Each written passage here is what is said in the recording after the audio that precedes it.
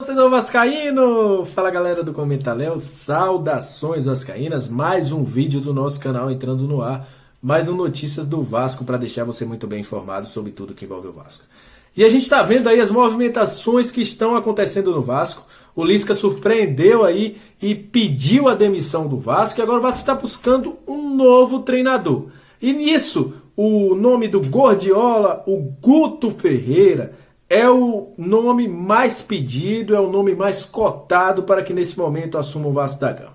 E eu vim trazer nesse vídeo aqui uma pequena análise e opinião e vamos trazer também alguns momentos da carreira dele, até falas que ele trouxe para dizer por que o nome do Guto Ferreira é o melhor nesse momento, é o mais apropriado para assumir o Vasco da Gama. E claro, sempre lembrando, a gestão tem que se movimentar e trazer reforços, porque senão não adianta trazer um técnico do calibre do Guto e não trazer jogadores. Mas a gente vai analisar e vai mostrar a você como esse treinador pode ajudar o Vasco a chegar ao seu objetivo e pelo menos mudar, essa situação da equipe. Então sobe a vinheta e depois da vinheta a gente vai falar um pouquinho sobre Guto Ferreira. Sobe a vinheta!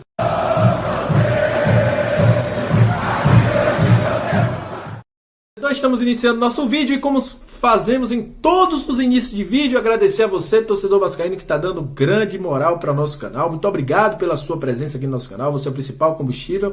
E para você que está entrando pela primeira vez no nosso canal, o YouTube te recomendou, um amigo te mandou o nosso vídeo, se inscreve no nosso canal, deixa seu like que é muito importante também, porque aqui você fica muito bem informado sobre tudo que envolve o Vasco. Todos os dias a gente traz informações, traz opiniões, trazemos análises sobre o Vasco da Gama aqui para vocês.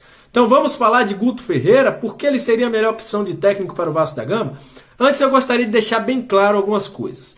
O Vasco, se trouxer mesmo o Guto Ferreira, ou seja lá qualquer outro técnico, tem que contratar. A gestão tem que assumir os seus erros e contratar novos jogadores e liberar quem acha que o Vasco não vai subir, ou quem acha que não tem mais situação, ou jogadores que não têm o mínimo de vontade de vestir essa camisa, não devem continuar no Vasco. Este é o primeiro recado. Agora falando de Guto Ferreira é o seguinte: o treinador que foi apelidado lá no Bahia de Gordiola, uma pequena alusão ao Guardiola, que ele já falou que está longe de ser o seu estilo, o estilo de Guardiola, um treinador que se inspira muito em Tite, Klopp e Simeone, fez seu último trabalho no Ceará, há pouco mais de um mês, onde ele saiu depois de altos e baixos. E no início de 2020 aí, assumiu o time no meio da pandemia, conseguiu levar o time a um título quase que improvável, no meio de dois times que eram tidos como os principais favoritos, que era Bahia e Fortaleza. Ele conseguiu desbancar os dois e conseguiu ser campeão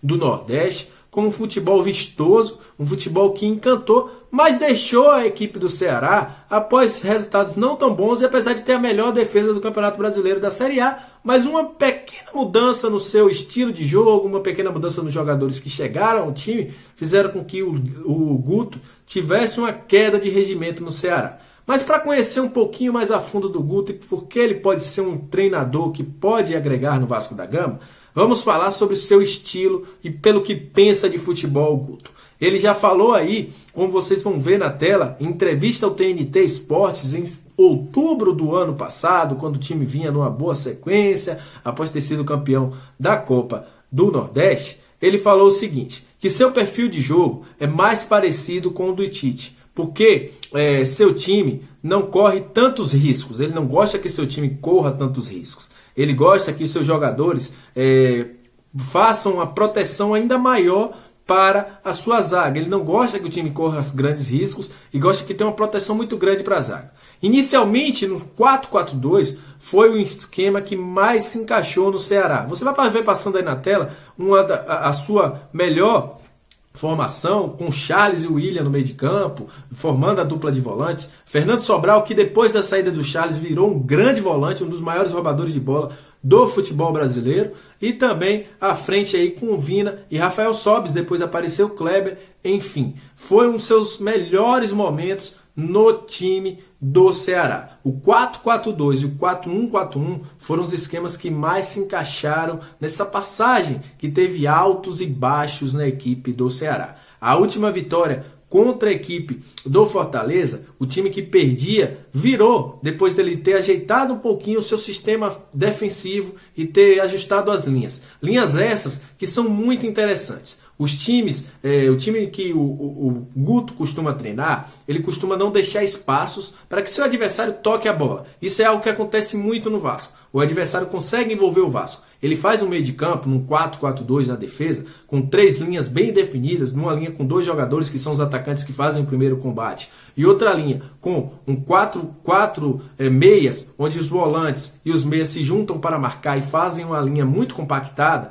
Ele evita que a bola seja lançada ou tocada, que o jogador que esteja com a bola no pé, ele ache um passe por trás da segunda linha. É um técnico que gosta muito de não correr riscos. Isso é muito importante, porque a defesa do Vasco é a defesa que mais errou no Campeonato Brasileiro da Série B. Ele gosta disso, gosta de arrumar o seu sistema defensivo, gosta que a bola não chegue aos seus zagueiros, mas quando chega, ele pede que a marcação seja bem forte. Se a bola passar da intermediária, ele gosta que seus jogadores marquem bem mais forte ainda, porque ele quer evitar que essa bola chegue até o seu gol. Com isso, ele conquistou uma das defesas mais sólidas do Campeonato Brasileiro, tanto no Campeonato Brasileiro 2020, quanto no início do Campeonato Brasileiro de 2021. Foi assim que ele surpreendeu o Flamengo, o time que vinha dando goleadas, e conseguiu fazer com que seu time jogasse, empatasse aquele jogo. Foi um dos últimos jogos, um dos jogos mais vistosos da equipe do Ceará, no comando da equipe do Guto Ferreira. Sobre base, ele não é aquele técnico que gosta de inserir o jogador da base a qualquer momento. Isso ele fez muito bem lá no Ceará com 2 jogadores, Buiú e também o Rick. Foram jogadores que foram inseridos gradativamente e hoje são grandes destaques da equipe titular do Ceará. E como ele sempre fala, gosta de trabalhar muito bem esses jogadores, inseri-los no contexto do profissional, para depois, como coadjuvantes, poderem adentrar o time e depois, quem sabe, serem os principais protagonistas. Ele não gosta de colocar peso nos jogadores da base, nem colocar jogadores da base por colocar. É um grande problema que a gente tem no Vasco. Muitos jogadores da base, ele não gosta de inseri-los de qualquer forma. Eles gostam de ter um contexto e colocar esses jogadores para jogar. Outra questão muito importante, o plano de jogo dele é sempre inserido dentro do seu plantel. Se ele tiver jogadores que tenham mais qualidade técnica, ele vai fazer com que esse seu time seja mais propositivo. Se ele tem um time que não tem tanta qualidade técnica e seja um time mais lento, é um time mais reativo. Isso se encaixa no Vasco. Ele tem muito bem definido vários esquemas de jogos, várias variações para que esse time possa jogar. Ele sempre fala, ele analisa o seu plantel para que ele possa saber de que forma vai jogar o seu time. Então, isso é muito importante da forma de trabalhar do Guto. O Guto, diferente do Lisca, ele não tem somente um sistema definido. Não é aquele time que é muito agressivo. Ele tem que ser assim, independente das condições do seu jogador. Ele não. Ele sempre vai ver como vai ser o seu elenco. Ele gosta de se adaptar à forma que o seu elenco vai jogar. Mas sempre, e sempre, o seu time vai correr por poucos riscos defensivamente. É assim que ele gosta de jogar. É assim que ele gosta de ver o seu time jogar. E é assim que ele fez o Ceará e jogar nos seus melhores momentos. Agora, eu sei que muita gente vai perguntar, mas por que ele saiu do Ceará? Mas por que ele não conseguiu jogar? Ele recebeu alguns jogadores, como o Mendonça, como também o próprio Ione Gonçalves e outros jogadores, Jael. E aí, ele perdeu alguns de seus grandes jogadores, como Samuel Xavier, o próprio Charles, que teve que sair. E aí ele perdeu grandes opções para fazer o seu jogo. A partir do momento que ele tenta fazer o seu jogo no 4-2-3-1, a equipe do Ceará ela joga menos. Ela não consegue ter o seu mesmo ímpeto de quando jogava com 4-4-2. Com isso, o trabalho do Guto passa a ser prejudicado e questionado.